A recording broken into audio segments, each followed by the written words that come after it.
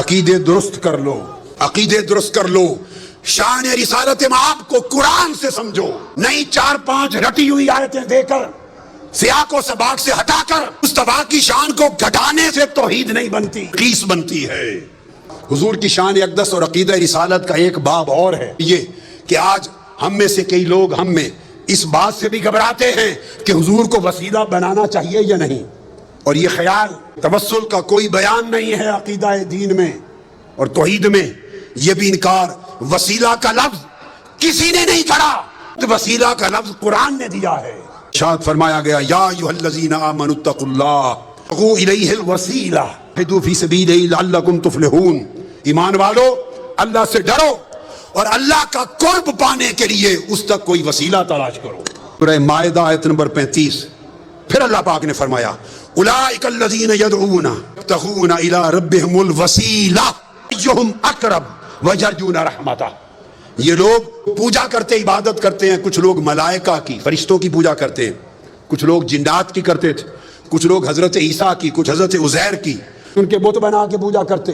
قرآن نے کہا جن کی یہ عبادت کرتے ہیں، خواہ وہ حضرت عیسیٰ ہیں یا حضرت عزیر، خواہ وہ جنات ہیں یا ملائکہ جن کے بت بنا کے عبادت کرتے ہیں، قرآن نے کہا ان کا اپنا عالم یہ ہے کہ یبتغون الی ربہم الوسیلہ، وہ خود خدا کا قرب چاہنے کے لیے وسیلہ تلاش کرتے ہیں۔ ایہم اقرب، کہ کون خدا کے زیادہ قریب ہے تاکہ اسے وسیلہ بنائے اور خدا کا قرب پالے۔ قرآن مجید نے اللہ کے مقرب بندوں کو وسیلہ بنانا قرآن نے نص کے ذریعے واجب بنا دیا۔ ارے وسیلے کو عقیدہ توحید کے خلاف سمجھنا یہ قرآن کا انکار اور شریعت قرآنی کی جہالت۔ پوچھو حضرت یوسف علیہ السلام سے، ان کے والد حضرت یعقوب علیہ السلام کی بینائی چلی گئی تھی اور ان کے 11 بھائی حاضر ہوئے مصر میں، جب وہ وزیر تھے، بادشاہ تھے مصر کے، اور بتایا کہ حضرت یعقوب آپ کے والد آپ کے غم میں جب ملاقات ہو گئی تھی، غم میں رو رو کے بینائی دے بیٹھے۔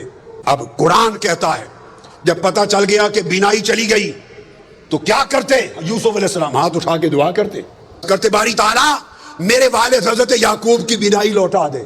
آج صرف یہی طریقہ بتایا جاتا ہے نا، صرف یہ۔ تو یوسف علیہ السلام نے یہ کام نہیں کیا سکتے تھے، اللہ کے پیغمبر سے بہتر توحید کو کون جانتا ہے؟ کرتے باری تعالیٰ میرے باپ یعقوب کو بینائی دے دے۔ یعقوب علیہ السلام خود نبی ہیں، خود نبی، وہ خود دعا کرتے مولا مجھے بینائی دے دے۔ نہ حضرت یعقوب نے خود براہ راست دعا کی، حضرت یوسف علیہ السلام نے کی۔ وہ کیا کیا؟ جب پتہ چلا کہ بینائی چلی گئی، اپنا قمیض اتار کے دے دیا۔ قمیض اتار کر قرآن کہتا ہے اذهبوا بقمیصی ھذا القوہ علی وجہ ابیۃ بصیرا فلما ان جاء البشیر فالقاہ وجہہ فارتد بصیرا۔ اپنا قمیض اتارا، حضرت ابراہیم علیہ السلام کے وقت سے ان کے پاس چلا آتا تھا، اتار کے قمیض دیا اور کہا یہ میرا قمیض میرے والد حضرت یعقوب کے چہرے آنکھوں پہ رکھنا، اس کے وسیلے سے بینائی آ جائے۔ قرآن بول رہا ہوں۔ وہ قرآن بتاتا ہے کہ جب وہ قمیض لے کے بھائی آیا، حضرت یعقوب کے چہرے پہ رکھا، حضرت یوسف کے قمیض کے وسیلے سے بینائی لوٹ آئی۔ وسیلے کا انکار کرنا 2 پیغمبروں کی سنت کا انکار ہے اور قرآن مجید کی نص کا انکار ہے۔ کیسی جاہلانہ توحید ہے جو تمہیں وسیلے سے دور لے جا رہی ہے۔ آقا علیہ السلام کی اپنی سنت دیکھیے کیا ہے کہ حضور خود بھی وسیلے سے دعا کرتے۔ میں آپ کو حدیث دے رہا ہوں اور یہ حدیث دے رہا ہوں، آج تک کسی محدث نے آقا کی اس دعا کی روایت کو رد نہیں کیا۔ اور وہ دعا کیا ہے کہ سیدنا علی المرتضیٰ کرم اللہ وجہہ الکریم کی والدہ ماجدہ جب وفات پا گئی، حضرت فاطمہ بنت اسد بن ہاشم آقا علیہ السلام کی چچی تھی، پالا تھا، پیار کیا تھا، وفات ہو گئی جب تو آقا کو بڑا غم تھا۔ ان کی قبر کھودی، مولا علی المرتضیٰ کی والدہ حضرت فاطمہ بنت اسد قبر کھودی تو آقا علیہ السلام خود قبر میں لیٹ گئے۔ پھر ان کو لحد میں اتارا گیا، لحد میں اتار کر جب اتار چکے تو آقا علیہ السلام نے خود قبر پہ کھڑے ہو کے دعا کی، جو دعائے مصطفیٰ حضرت فاطمہ بنت اسد ام علی مرتضیٰ کی قبر پر آقا نے کی ہے۔ سیرے مصطفیٰ کا انکار کرنا، اس کو چاہیے کہ دین اسلام چھوڑ دے، وہ بے ایمان۔ کسی محدث نے اس کو رد نہیں کیا۔ آپ نے دعا کی اور دعا کی اللہم الذی یحیی و یمیت وہو حی لا یموت اغفر لأمی فاطمہ بنت اسد ولقنھا حجتھا۔ اے اللہ زندہ اور سلامت ہے، مدائم ہے جو فوت نہیں ہوتا، میری ماں فاطمہ بن اسد کی بخشش فرما، اس کو اس کے کلمہ کی تلقین فرما۔ آگے وَوَسِّعْ عَلَيْهَا مَدْخَلَهَا، اس کی قبر کو اس پر وسیع کر دے، بے حق کے نبی کا، یہ تیرے نبی محمد مصطفیٰ کا وسیلہ۔ آقا علیہ السلام دعا کر رہے ہیں، فرمایا وَسِّعْ عَلَيْهَا مَدْخَلَهَا بے حق کے نبی، بالا باری تعالیٰ تجھے میرا واسطہ، میرا وسیلہ، محمد مصطفیٰ کا وسیلہ، اس کی قبر کو وسیع کر دے۔ والانبیاء الذین من قبلی، اور ان سب نبیوں کا واسطہ وسیلہ جو مجھ سے پہلے ہوئے۔ اتنا جائز نہیں کہ نبی کے واسطے سے بخش دے، نبیوں کے واسطے سے بخش دے، فلاں کے وسط کے وسیلے سے بخش دے، ایسا اگر کوئی شخص کہے تو اس سے بڑا جاہل کوئی نہیں ہے قرآن اور حدیث کا۔ سیدنا فاروق اعظم نے کہا کہ آقا علیہ السلام نے فرمایا، آدم علیہ السلام جب زمین میں آئے تو دعا کی، یا رب اسألک بحق محمد لما غفرت لی، میں تجھے واسطہ محمد مصطفیٰ سے بخشش مانگتا ہوں۔ اللہ نے فرمایا فقد غفرت لک ولولا محمد ما خلقتک، آدم تو نے مصطفیٰ کا وسیلہ پیش کیا ہے، میں نے تیری خطا معاف کر دی، اگر محمد نہ ہوتے تو تجھے بھی پیدا نہ کرتا۔ میں نے اختصار سے بتا دیا، اور اس کو میں نے کہا کہ ابن تیمیہ نے بھی تک نے اس کی تصریح اور تائید کی، اور امام طبرانی نے حدیث سے صحیح کے ساتھ تائید کی۔ کون انکار کر سکتا ہے سوائے اس شخص کے جو جاہل ہے، کتابیں کبھی کھول کے نہیں دیکھی، جس کو 2 سطریں پڑھنی نہیں آتی، اور وہ لوگوں کے سامنے عقیدہ بیان کرتا ہے۔ دعائے وسیلہ تاجدار کائنات نے سکھائی، اے مصطفیٰ کی سکھلائی ہوئی دعائے وسیلہ کا جو انکار کرے۔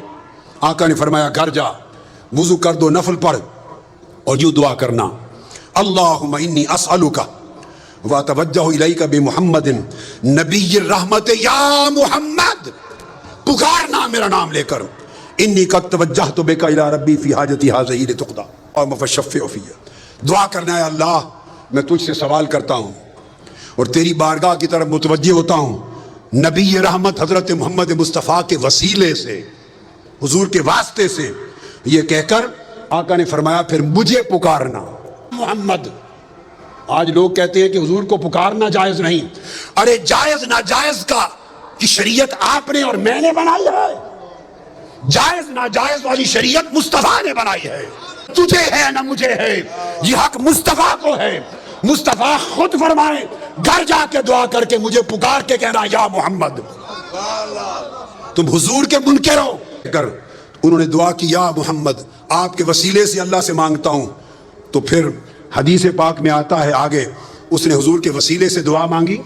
عثمان بن حنیف کہتے ہیں ابھی ہم بیٹھے ہی تھے، مجلس ختم نہ ہوئی تھی کہ وہ شخص بینا ہو کر پلٹ کر آ گیا مصطفیٰ کی بارگاہ میں۔ حضور کے وسیلے سے دعا مانگنے کی دیر تھی کہ بینا ہی لوٹ آئی، حضور کی حیات پاک تھی۔ اب بعض لوگ یہ کہتے ہیں کہ وفات کے بعد حضور کو نہیں پکارنا چاہیے، اور وفات کے بعد آج حضور سے نہیں مانگنا چاہیے، وفات کے بعد حضور کا کوئی وسیلہ نہیں۔ خدا کے بندو، اپنے من گھڑت دین کو لوگوں کو بیان کر کے گمراہ نہ کرو، وہ دین بیان کرو جو مصطفیٰ نے سکھایا ہے۔ حدیث امام طبرانی روایت کرتے ہیں، اور امام بیہقی روایت کرتے ہیں، امام منذری روایت کرتے ہیں، اور لکھتے ہیں ھذا الحدیث حدیث صحیح، کوئی یہ نہ کہے کہ حدیث ضعیف دے رہا ہوں، ائمہ نے حدیث کو صحیح لکھا۔ کہتے ہیں وہی شخص جو عثمان غنی کا زمانہ تھا، وہ حیات تھا، وہ جس کی بینائی لوٹ آئی تھی حضور کے وسیلے والی دعا سے۔ ایک اور شخص تھا، اس کو کوئی کام تھا سیدنا عثمان غنی کے بعد، وہ بار بار جاتا، دروازے کے بواب اسے ملنے نہ دیتے، اس کی حاجت پوری نہ ہوتی، وہ پریشان ہو گیا۔ اچانک اس کی ملاقات عثمان بن حنیف والی روایت میں، وہ جو نابینا تھا، حدیث الدریر، جو بینا ہو گیا تھا حضور کے وسیلے سے، اس سے ہو گئی۔ اس نے کہا آؤ گھر جا کے یہ دعا پڑھو اور حضور کو پکارو یا محمد۔ اسلام کا دور گزر گیا، سیدنا عثمان غنی کا زمانہ ہے، اس نے پھر دعائے وسیلہ پڑھی، یا محمد پکارا، پکار کے پلٹا، سیدنا عثمان غنی کے دروازے پر گیا ہی تھا، جو بواب اسے کھڑا نہیں ہونے دیتا تھا، اس نے بازو پکڑا اور عثمان غنی کی کرسی کے ساتھ جا کے بٹھا لیا، وہی اس کا کام ہو گیا۔ سین فرماتے ہیں کہ اس سے ثابت ہوا کہ قیامت تک جب حاجت ہو تو وسیلہ مصطفیٰ کی ان کلمات کے ساتھ دعا کی جائے۔ آقا علیہ الصلوۃ والسلام، حضور کو یہ سمجھنا معاذ اللہ کہ زندہ نہیں، استغفر اللہ، خاک میں مل گئے، ارے خدا تجھے خاک میں ملا دے، مصطفیٰ کی بے ادبی کرنے والے، تمہیں خبر نہیں کہ انبیاء کے جسم کو زمین کھا نہیں سکتی، کے جسموں کو نہیں کھاتی، اولیاء کے جسموں کو نہیں کھاتی. تم انبیاء کی بات کرتے ہو اور پھر سید الانبیاء کی بات کرتے ہو.